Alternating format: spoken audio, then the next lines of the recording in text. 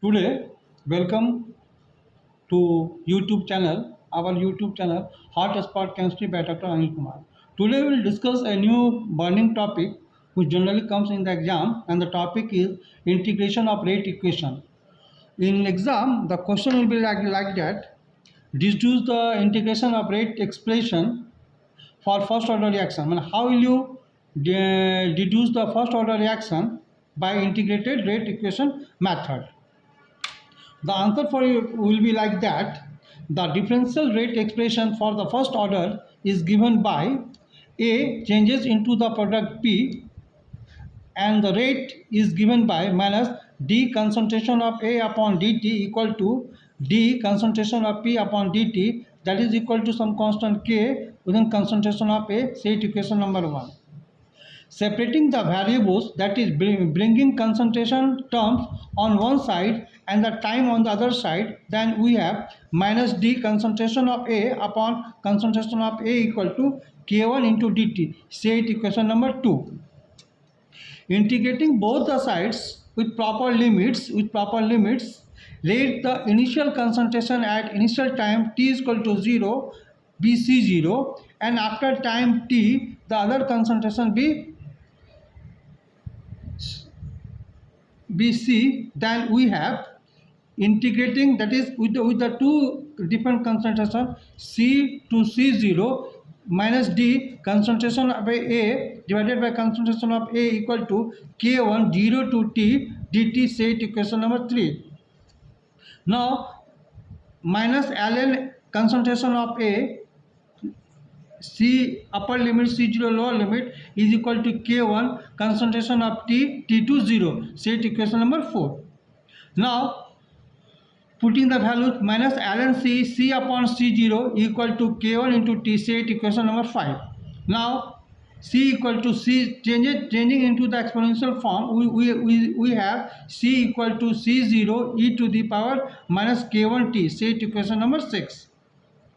Now this equation 6 can be also written as, that is K1 equal to 1 upon T ln C naught upon C. Say it equation number 5. Now the behind equation 7 gives the expression for the first order rate constant K1.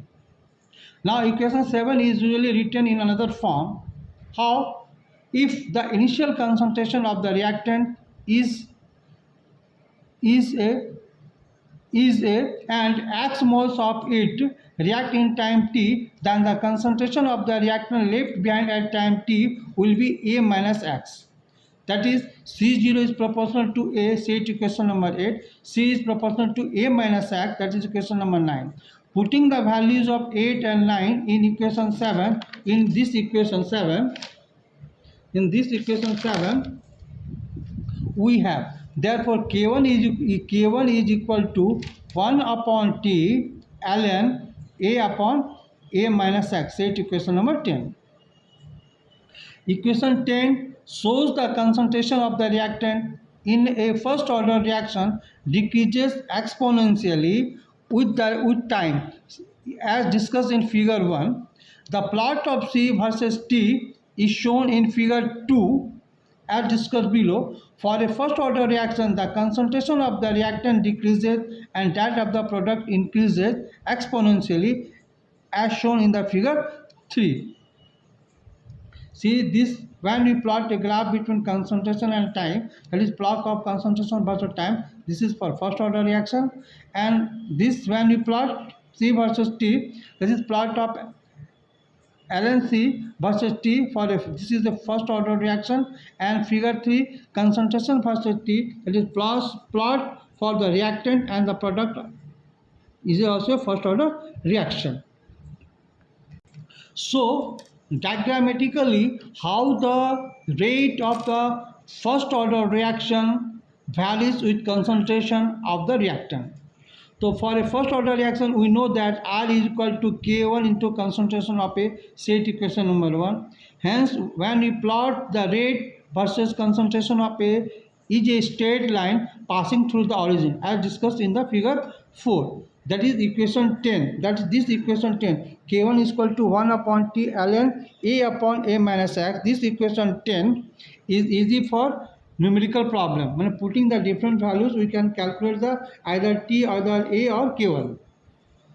Now, when we plot a graph between rate and concentration of the reactant, then this is a straight line which passes through the origin and the slope is equal to K. This is figure 4, plot of rate versus reactant concentration for a first order reaction. This is about the for a first order reaction.